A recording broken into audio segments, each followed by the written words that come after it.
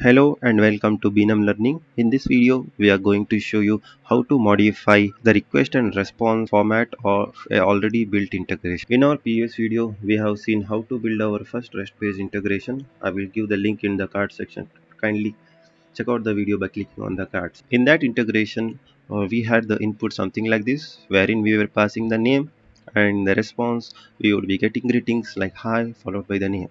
So what we are going to do is we are going to modify that integration and replace the input format to something like this, which will have the array of names like name 1, name 2, name 3, and our output will be greetings for each name.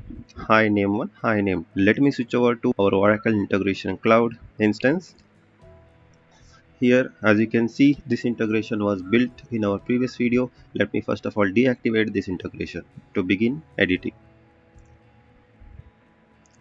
Once the integration got deactivated, click on this edit symbol. Once the integration canvas opens, click on this trigger connection and click on the edit button. Click on this request tab, and here you may need to click on this inline and copy our new input format.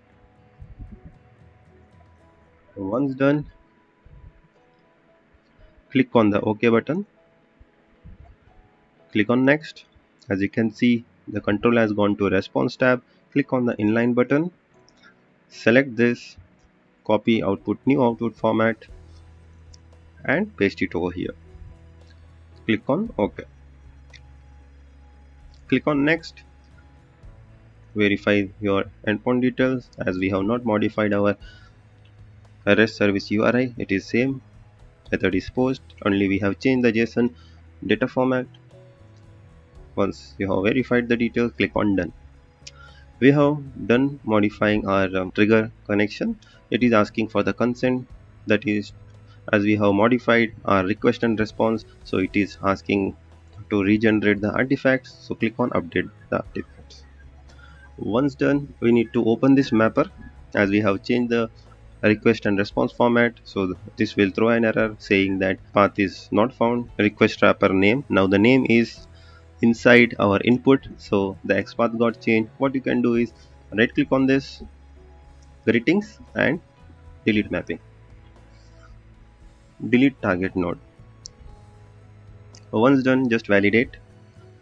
Now click on this XSLT and developer options.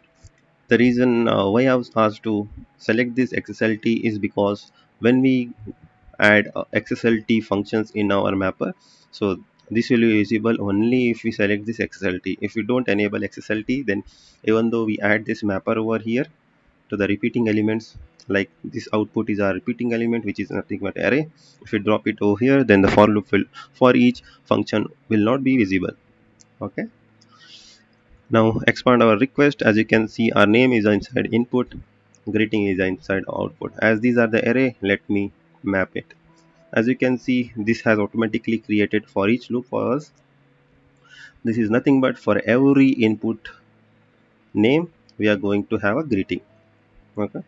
So now in our previous video, what we have done, we have right clicked and created this target node, and we have added this concat function from strings.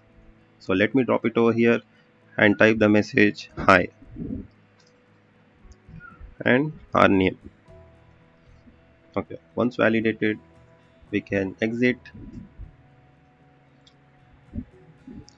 As you can see, we have modified our mapper, we have modified the trigger. Now what is this error? Every time we modify this trigger connection, our business identifier mapping will be wiped off. In order to know what is business identifier, I have covered this topic in our previous video, build your first REST-based integration. Here we may need to add the business identifier. Once again, just click on this and map. Yeah, done. Click on save. As you can see, the error has gone away. Click on save and close.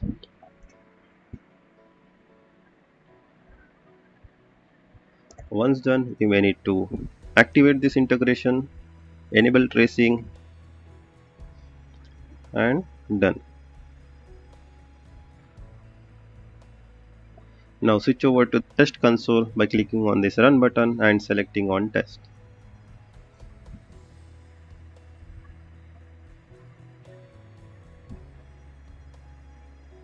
Now click on this test button and output will be hi name1, hi name2. Thank you for watching this video. Please do like, comment and subscribe the channel.